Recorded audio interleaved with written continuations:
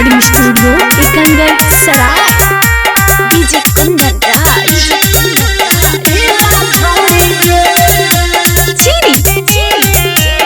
Presented by किसका films. लगहु कि कोइनी ढेर लीला छौड़ी गे, ढेर लीला छौड़ी गे। अच्छा लगहु कि कोइनी ढेर लीला छौड़ी गे, ढेर लीला छौड़ी गे। तोरा मोडावा में कोडावा जहवा डाला हुता जा हे ढीला छौड़ी गे। तोरा मोडावा में कोडावा जहवा डाला हुता जा हे ढीला छौड़ी गे।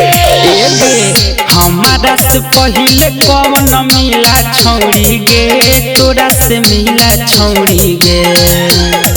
हमारा से पहले कौन मिला छौड़ी गे, तोरा से मिला छौड़ी गे।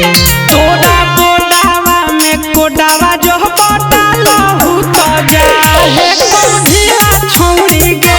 तोरा बोडावा में कोडावा जो बटाला हुता जा हे ढीला छौड़ी गे।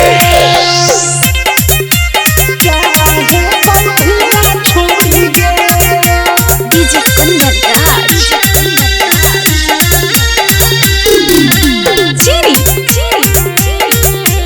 Mix by DJ star.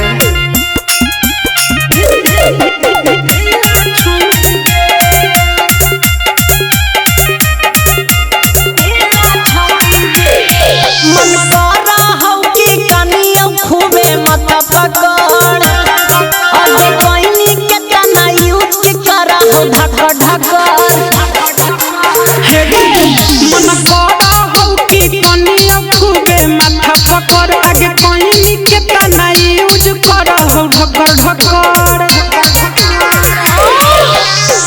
ऊपर से है कौ खाली रसीला छौड़ी गे, रूप नसीला छौड़ी गे।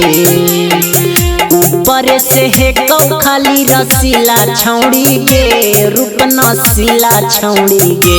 तोरा बोडावा में कोडावा जो बटाला हुता जा हे ढीला छौड़ी गे। तोरा बोडावा में कोडावा जहवा डाला हुता जा हे ढीला छौड़ी गे।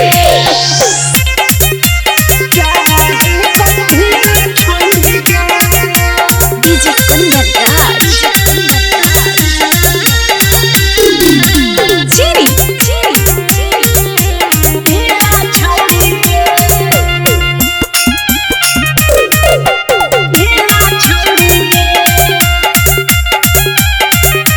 इसका रिकॉर्डिंग स्टूडियो एकंगर सराय।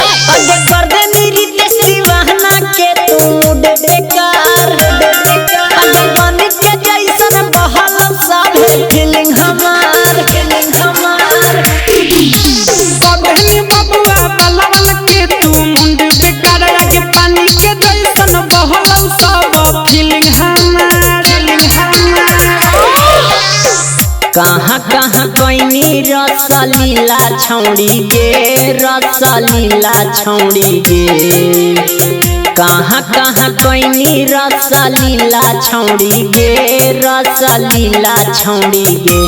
तोरा बोडावा में कोडावा जो बटाला हुता जा हे ढीला छौड़ी गे।